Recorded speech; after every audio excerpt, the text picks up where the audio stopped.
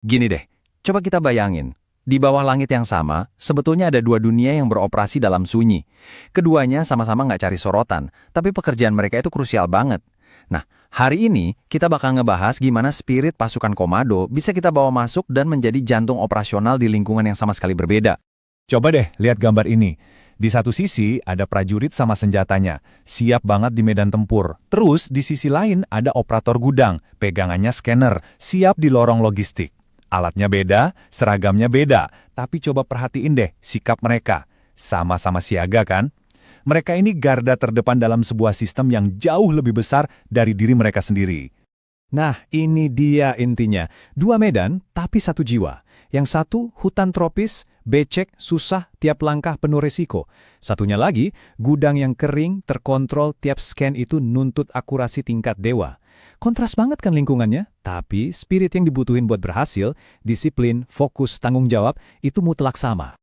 Oke, biar kita benar-benar paham spiritnya, kita perlu bedah dulu nih DNA-nya unit elit yang jadi inspirasi kita, pasukan khusus Angkatan Darat kita, yang kita kenal sebagai Kopassus. Yuk kita lihat apa sih yang bikin mereka jadi standar emas dalam keunggulan operasional. Kopassus itu lahir bukan dari kondisi enak, tapi dari tekanan geopolitik yang luar biasa ekstrim di tahun 1952. Dari awal, mereka tuh dirancang bukan cuma jadi pasukan tempur biasa, tapi sebagai force multiplier. Ini istilah kuncinya.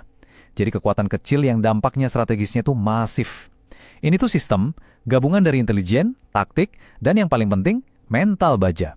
Konsep force multiplier ini, kalau kita pecah lagi, punya 3 pilar utama. Pertama, adaptif. Artinya bisa gerak di medan mana aja, mau hutan, gunung, kota, hajar semua. Kedua, presisi.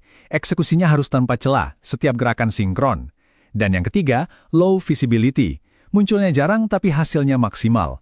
Operasi mereka emang jarang masuk berita, tapi justru seringkali jadi penentu sejarah. Nah, setiap tindakan unit elit ini ada panduannya, ada filosofinya. Sebuah doktrin operasional yang kelihatannya simple, tapi dalam banget. Ini dia, 3 pilar yang jadi pegangan mereka di setiap misi. Cuma 3 kata, berani, benar, berhasil. Berani di sini bukan asal nekat ya, tapi berani ambil keputusan pas situasinya nggak jelas banget.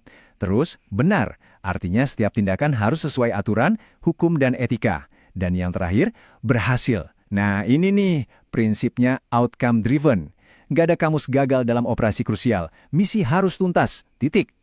Oke, sekarang kita coba tarik benang merahnya. Kita sambungin antara dunia prajurit dan dunia operator gudang. Kenapa? Karena meskipun kelihatannya beda jauh, beban yang mereka pikul itu ternyata sama persis. Senjata kita emang beda, tapi bebannya sama. Prajurit gerak dalam senyap, tim gudang kerja dalam ritme yang gak pernah berhenti. Tapi dua-duanya megang hal yang paling berat dalam sebuah sistem yang kritis. Kepercayaan. Iya, kepercayaan. Kepercayaan kalau setiap barang bakal sampai tepat waktu, jumlahnya pas, kondisinya sempurna. Terus pertanyaannya, apa yang terjadi kalau kepercayaan itu rusak? Apa akibatnya? Baik di medan perang beneran maupun di medan logistik. Risikonya kelihatan jelas banget di sini. Di medan operasi, satu prajurit aja lengah nyawa taruhannya, keamanan negara bisa terancam. Nah, di medan logistik, satu operator aja lalai, rantai pasok bisa putus, reputasi perusahaan hancur lebur. Jadi poin utamanya apa? Margin kesalahannya di dua dunia ini adalah 0. Kita harus berhasil, bareng-bareng. Nggak ada tempat buat ego. Jadi, pilihannya cuma ada 2. Skenario terburuk, gudang berantakan, produksi mandek, audit gagal total. Atau, skenario terbaik, presisi absolut, pasokan lancar jaya, dan budaya kerjanya udah kayak otomatis. Inilah realita di dunia logistik, low visibility, high consequence. Kerja kita mungkin nggak banyak yang lihat, tapi dampaknya luar biasa besar. Setelah kita paham risikonya segede apa, pertanyaannya kan, gimana caranya kita pastiin skenario terbaik itu yang selalu terjadi? Nah, jawabannya ada di sini. Kita harus adopsi mentalitas komando ke dalam kerjaan kita sehari-hari. Ada 4 pilar utama, 4 jurus lah ya, yang bisa kita pakai buat menerjemahkan spirit komando ini ke lingkungan kerja kita. Yuk, kita bedah satu persatu. Pertama, solidaritas nyata. Ini bukan basa-basi ya, tapi beneran proaktif nutupin celah teman setim kita. Kedua, disiplin operasional. Anggap aja akurasi data di gudang itu sepenting prajurit ngamanin senjatanya. Ketiga, kepercayaan. Ini gear utama kita. Kalau nggak ada ini, koordinasi jadi lambat, curiga di mana-mana. Dan keempat, ketahanan. Hadapin deadline, audit, komplain, ya itulah medan tempur kita di dunia logistik. Oke, biar mentalitas ini nggak cuma jadi slogan, kita butuh kerangka kerja operasional yang baru. Anggap aja ini bukan sekedar aturan, tapi protokol buat unit khusus kita. Ini dia siklusnya, yang jalan terus-menerus. Kita mulai dari daily briefing buat nyamain misi.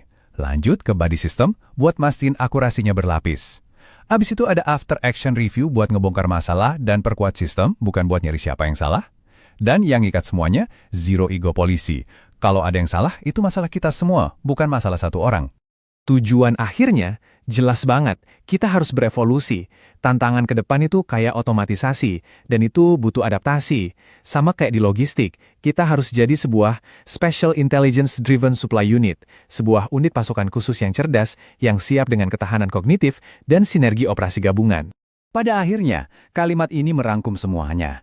Baik di dunia operasi khusus maupun di jantung logistik, nilai tertinggi itu bukan soal siapa yang paling kelihatan, bukan soal popularitas. Nilai tertinggi itu adalah keandalan, kekuatan yang diam tapi konsisten.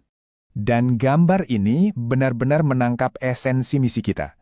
Pekerjaan yang sunyi di lorong-lorong gudang ini, inilah pekerjaan yang ngejaga ritme ekonomi, yang pada akhirnya ikut menjaga stabilitas negara kita.